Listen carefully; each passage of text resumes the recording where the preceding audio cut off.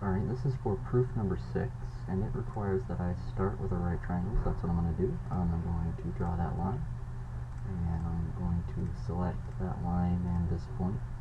I'm going to construct a perpendicular line, and then I'm going to connect those two lines like so. And I'm going to draw these angles. Now this is a right angle because those are perpendicular. And these two angles I'm just going to draw in because it's going to help me explain. And I'm also going to construct the altitude to this right angle right here. How I'm going to do that is I'm going to select that and that, construct perpendicular, and I'm going to drop that point there. And I'm also going to label these points so you know what I'm talking about. There's A, there's B, this is C, and the foot there is D. Okay, and since these are perpendicular lines, these are right angles. And so we have three triangles here. We've got this triangle up top, we've got this triangle down below, and then we have the very big triangle that we started with. And these are all similar to each other. I'm going to go through the logic here. This angle is congruent to itself by the reflexive property. That right angle is congruent to that right angle. So these two triangles, this one right here and this one right here, are similar because they share those two angles and they're similar by the angle-angle property. And this triangle is also similar to the big triangle by the same logic, except instead of this angle we've got this one congruent to itself by the reflexive property. So and you know that angle is congruent to that angle because they're both right angles. And then we actually also have the big triangle, no, the two little triangles congruent to each other. We're going to use the strong exterior angle theorem here. This angle right here is equal to this angle plus this angle. Well, this angle is actually equal to this angle because that's a right angle, which is the same as this one, so that's angle C right here in this area. And so we've got angle C and then a right angle, and then we have angle C and a right angle here, so this little triangle is similar to that little triangle. And so we're going to get a bunch of ratios here out of these similar triangles, and I'm just going to paste this in. And these are the ratios that we get. Let me pull this down. Except it's not going to let me. There we go.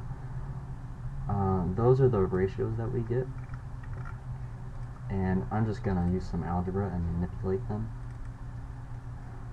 So the two ones in the red are what we're interested in. I'm just going to multiply, or I'm just going to take cross products. So we get AB times AB is equal to BC times BD. Yep. And then I'm also going to get AC times AC is equal to BC times DC. That's right. And then I'm going to add them. And I'm going to get AB times AB is equal to, or no, plus AC times AC is equal to BC times BD plus BC times DC. And then I'm going to kind of clean this up a little bit. This is AB squared, the first part here, this, and then that's AC squared. And so then we get plus, we're going to leave that side the same for a second.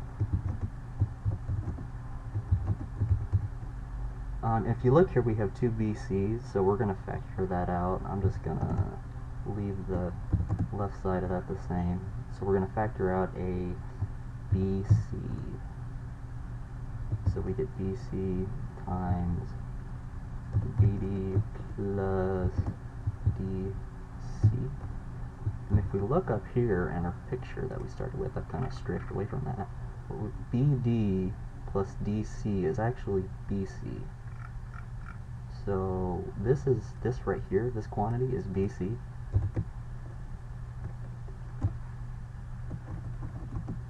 we've got BC times BC, which is just BC squared. So now we have the Pythagorean theorem.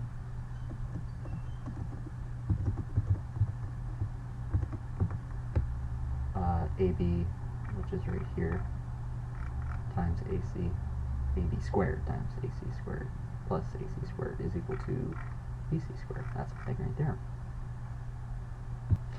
The second proof that I'm going to do is proof number 3. Don't ask me why I did 6 and then 3.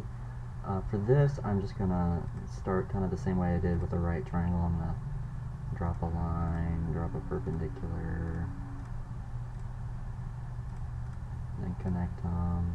I don't want to do it this exact same way, but I'm going to clean this up, get rid of the lines, and so make those go away, make that go away. I'm also going to drop a point because we're going to need to rotate a lot, so I'm going to mark this, double click that, mark that as the center, and select those. And now I'm going to rotate by 90 degrees, and I'm going to do it again, and I'm also going to do it one more time. So I've got 4 triangles, and what I'm going to do now is make it so that these triangles form a square. Now I can't actually get these to merge, but I'll come close. Just give me a second. Okay, that's close enough. So if we look, we're going to call this side C. We're going to call this really long side, side A, and this side, side B. The longer leg will be side A. And if we look at the square in the middle, the length of the square is actually the long side minus the short side, which is just A minus B.